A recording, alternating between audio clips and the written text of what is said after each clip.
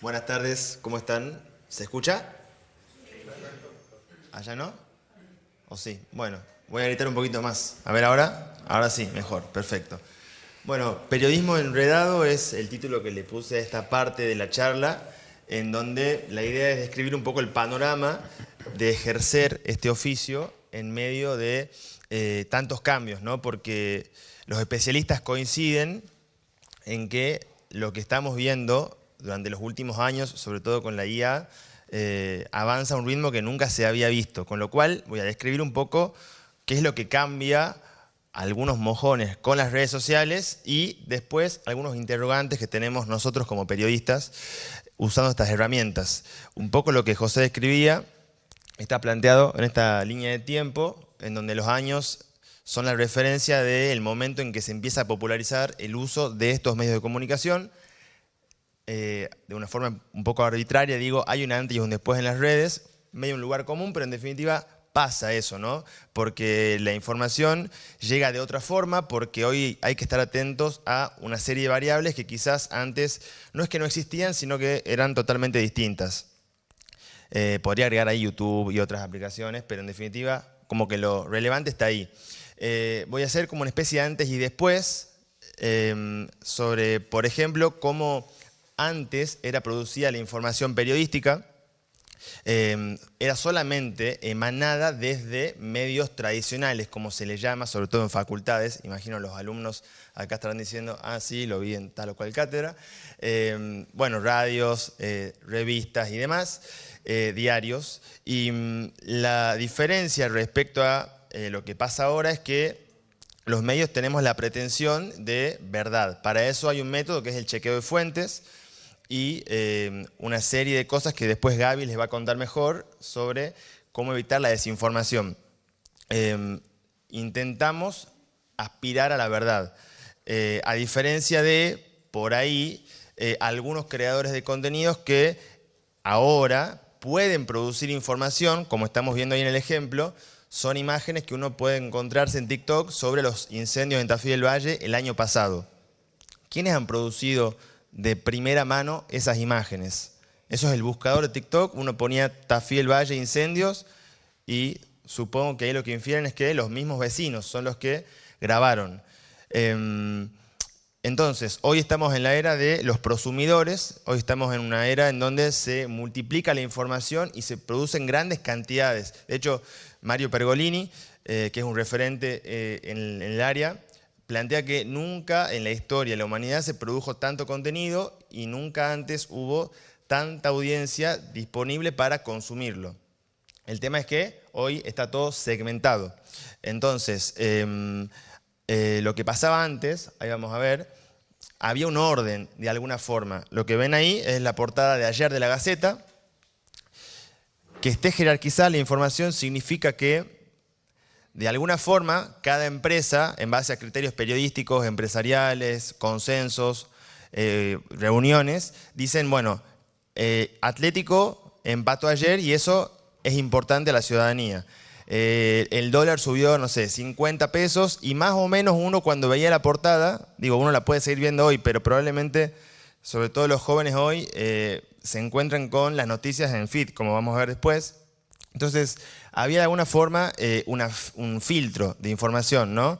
Una priorización de ciertos temas y ciertas agendas que se construían en donde más o menos desembocábamos todos, más allá de intereses particulares.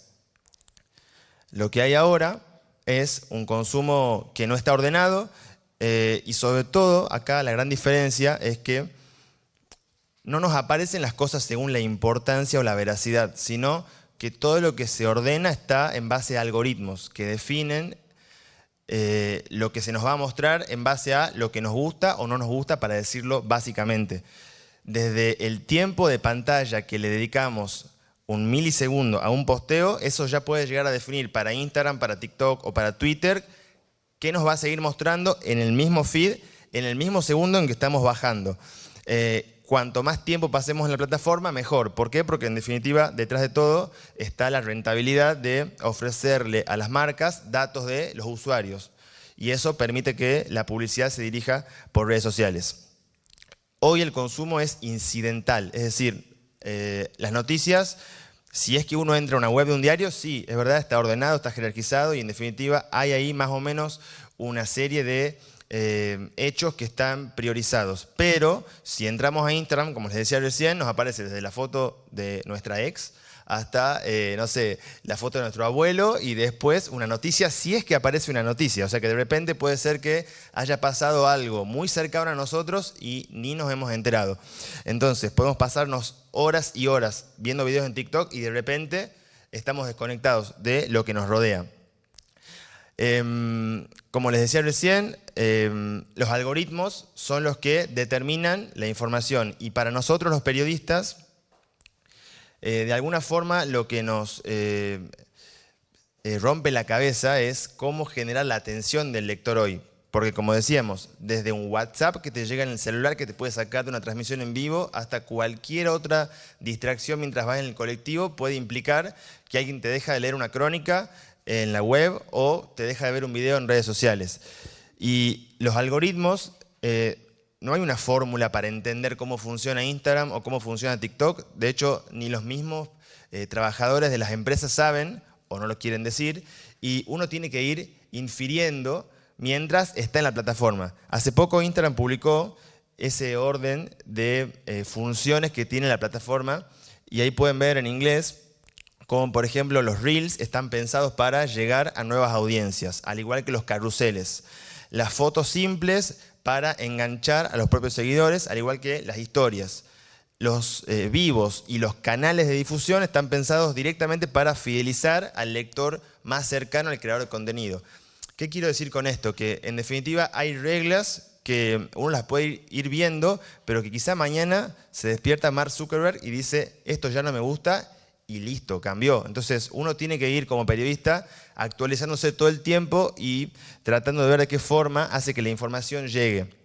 Hoy creo que hay mucha incertidumbre, pocas certezas. De hecho voy a cerrar esto en minutos con algunas preguntas y quizás algunas certezas, que es que para mí hoy no alcanza con tener la mejor información o la primicia.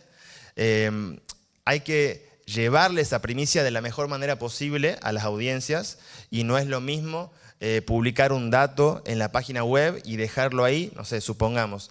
Hay una noticia que hace muy poco fue viral, que es que el gobierno decidía suspender las clases por la posibilidad de que nieve el lunes. Y es una decisión que se conoció después de las 9 de la noche un domingo. No es lo mismo dejar esa noticia solamente publicada en la web que armar una buena placa con un color que diga último momento, color rojo y una buena imagen, que seguramente eso en Instagram corre mucho más. Entonces, ¿qué quiero decir? Que un dato mal adaptado pierde alcance, que un video mal recortado desde streaming pierde alcance si no tiene subtítulos, por ejemplo, si no tiene un buen título. Es decir, hoy el alcance de un contenido no lo define su calidad muchas veces, sino qué tan bien adaptado y qué tan bien preparado está para jugar en estas reglas que nadie conoce en definitiva, o no hay un manual, no se enseña en la facultad de qué forma se hace un buen posteo en Instagram. Hay buenas prácticas, pero en definitiva todo va cambiando. Y lo mismo con los diseños gráficos. Hoy un posteo puede tener un gran dato, pero si no tiene una buena portada, si no está pensado en función de a quién quiere llegarle, tampoco termina de llegar esa información. Con lo cual los periodistas hoy estamos ante un escenario de incertidumbre, como decía, total. Y lo mismo vale para, no sé, un podcast o los streamings. Cierro con estos dilemas, que es que este escenario que describía con algoritmos y demás, nos deja muy polarizados a veces, ¿no? Imagino que ustedes habrán visto que todo lo que suele aparecerles en el perfil más o menos tiende a coincidir con sus ideas. No sé si alguna vez hicieron esa reflexión de que de repente es muy poco frecuente que aparezca un posteo en donde se les contradice algún tipo de pensamiento, básicamente porque en general lo que se les ofrece es lo que les gusta, con lo cual ahí se genera como una especie de cámara de eco que llaman los teóricos de la comunicación, en donde solamente voy para un sentido y de repente es muy difícil tolerar la opinión del otro si pienso que todo lo que me aparece en Instagram es la verdad, o en Facebook o en Twitter, ¿no? Entonces a veces nosotros los periodistas, dice Carlos Pañi, que es un periodista que yo admiro, que trabaja en La Nación y en otros medios, A veces los periodistas, y esto es una autocrítica, para ser aceptados en estas reglas de las redes sociales, nos banalizamos, nos infantilizamos y nos ponemos en el sentido blanco y negro, y creo que desviamos algo básico del periodismo, que es aspirar a la verdad, que en general nunca está de un solo lado, sino que siempre está entre, ¿no? Alguna vez la tendrá el equipo blanco, alguna vez la tendrá el equipo negro, o alguna vez habrá un gris. Entonces los algoritmos también nos ofrecen esa posibilidad de equivocarnos todo el tiempo. Y por último, las noticias falsas, que es un concepto que la Gaby va a desarrollar ahora y que también nos pone en un lugar difícil a nosotros, pero al mismo tiempo es una oportunidad para justificar nuestro trabajo en medio de tanta información que se produce y que circula en redes. Hasta acá una introducción, después seguramente habrá preguntas. Cuando terminemos la ronda de exposiciones vamos a hacer una serie de preguntas. Yo tomo una cosa que dijo Matías, vos pusiste el